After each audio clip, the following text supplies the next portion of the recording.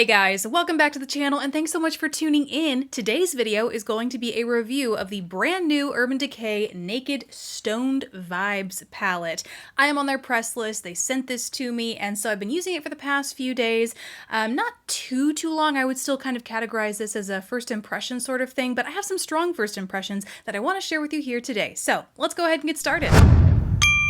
First of all, let's address the gorgeous packaging. 2 thumbs way up from me for this. It's a hard plastic case with this pretty holographic flat side of it, but then you also have this rainbow with that actually has raised clear plastic to create the look of like a geode or really just a geode. Stones, as the name suggests. Like I said, it's a hard plastic exterior and you open it up and there's a nice big mirror inside. And then you also, like with every Urban Decay palette as of the past few years, you get a dual-ended brush. This is, it's actually not labeled, but it's basically like a flat shader, great for foiling shadows, patting it, packing color all over the lid or your lower lash line or inner corner. It gives you some nice precision there. And then a fluffy blending brush kind of situation, great for the crease, it diffusing color. It is flat though, so I actually today even used it to pack some shade on the lid because it's a little bit bigger and therefore faster than the smaller one. I really like these dual-ended brushes. They're great quality for something that kind of comes with a palette as a bonus.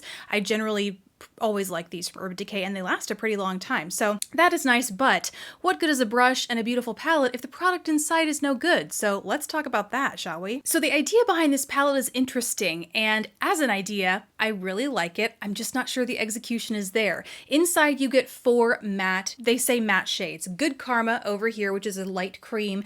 Antidote over here, which is a light matte peach. Hexed down here in the bottom corner, which is a medium deep red base brown, and then over here on the other corner is Third Eye, and it is like a deep muted plum.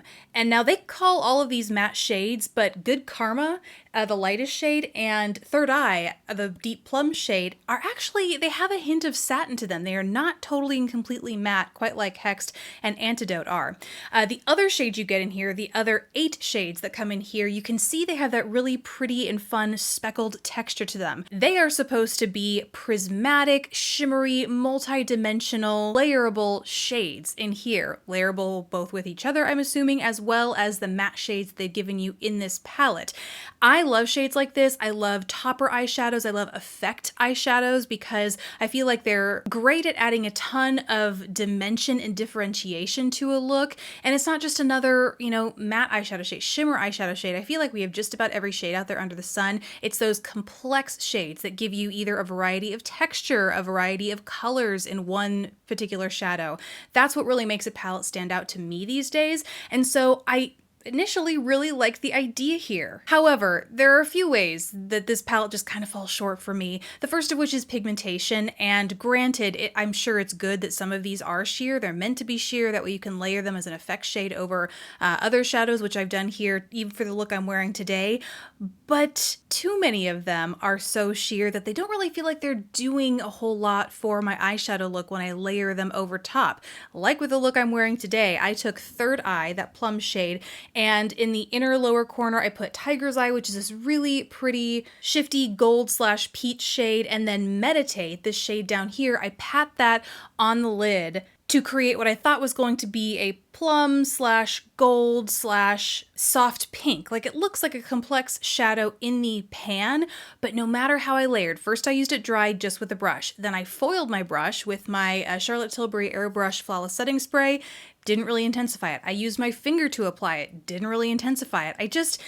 I was a little disappointed, and that's not the only shade this has happened with. I'm just a little disappointed with how hard it is to build up the color and the effect, especially when one of the first things that came to mind when I saw this palette was shades that look very similar in the pan in the Huda Beauty new nude palette. I love this palette, and it's one of the first palettes I think I've ever seen that had these speckly, short sort of shadows in here. And so I dug mine out just to kind of see a comparison, see if there were any shades similar between the two.